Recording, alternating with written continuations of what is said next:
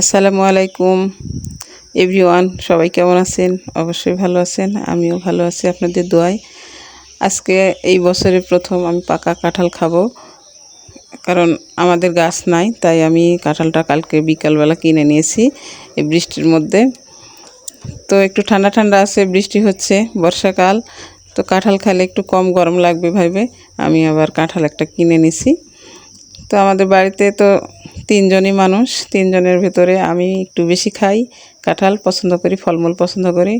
আমার স্বামীও তেমন বেশি খায় না, কারণ অসুস্থ, ডায়াবেটিস আছে, ওকে বেশি দেওয়া যাবে না, অল্প অল্প করে খাওয়াতে হয়। ওই 4-5টা দিয়েছিলাম সার, ওটাই খেলো।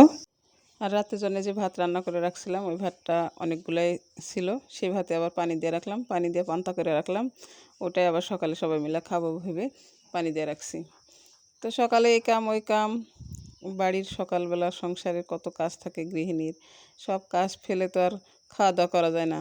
ঝাড়ঝুড় দিলাম, চুলার ছাই তুললাম, থালি মাজলাম, পানি উঠালাম, তারপরে আমার স্বামীকে ওষুধ খাওয়ালাম, মেয়েকে ডেকে তুললাম, তার স্কুলে যাবে, পরীক্ষা হচ্ছে, পরীক্ষা দিতে যাবে, এই জন্যে তার ডেকে ওঠা পড়াতে বসালাম। এগুলো কাজকাম করার পরে তখন খাবার আয়োজন করলাম। খাবার আয়োজন করতে ওদেরকে খাওয়ালাম, আমি কাঁঠাল ভাঙা টাঙ্গা ওদেরকে খাওয়ালাম, কিন্তু আমি তো খাওয়ার সময় পাই না ওদের সাথে প্রতিদিন।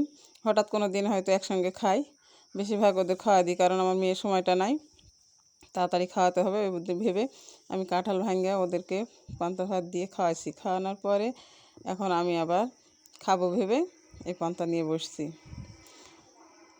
তো এখন কাঁঠাল ভাঙলাম, ভাঙ্গা এখন খাবো।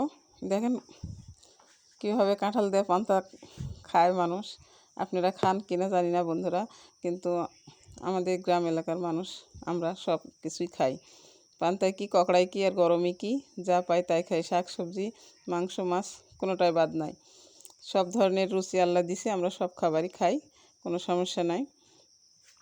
তো আমার মনে হয় বাঙালি এবং গ্রাম এলাকায় পান্তা দিয়ে কাঁঠাল আম খেতে খুবই ভালো লাগে এবং সবাই খাওয়া পছন্দ করে, গরিব আর বড়লোক নাই।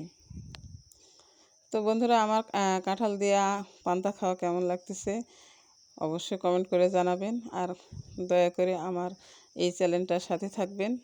অবশ্যই ইউটিউব থেকে যারা দেখছেন তারা অবশ্যই আমাকে একটা সাবস্ক্রাইব করবেন, আর যারা ফেসবুক পেজ থেকে দেখতেছেন তারা অবশ্যই একটা ফলো দিবেন, লাইক দিবেন এবং শেয়ার দিবেন। কাঁঠাল খেতে বললাম, তারপরেও খাইলো না, সে ওখানে বসে আছে আমার সামনে। কাঁঠালটা ভালোই ছিল, অল্প দামে পেয়েছি, কারণ মাত্র 80 টাকায় কিনলাম কাঁঠাল। এত বড় একটা ফল 80 টাকায় কিনলাম, 2-3 দিন ধরে খাবো, তাও শেষ হবে না, এর চেয়ে সস্তা আর কি নেওয়া যায়। তো কাঁঠালটা ভালোই ছিল, মিষ্টিও ছিল, সারগুলোও ভালো ছিল।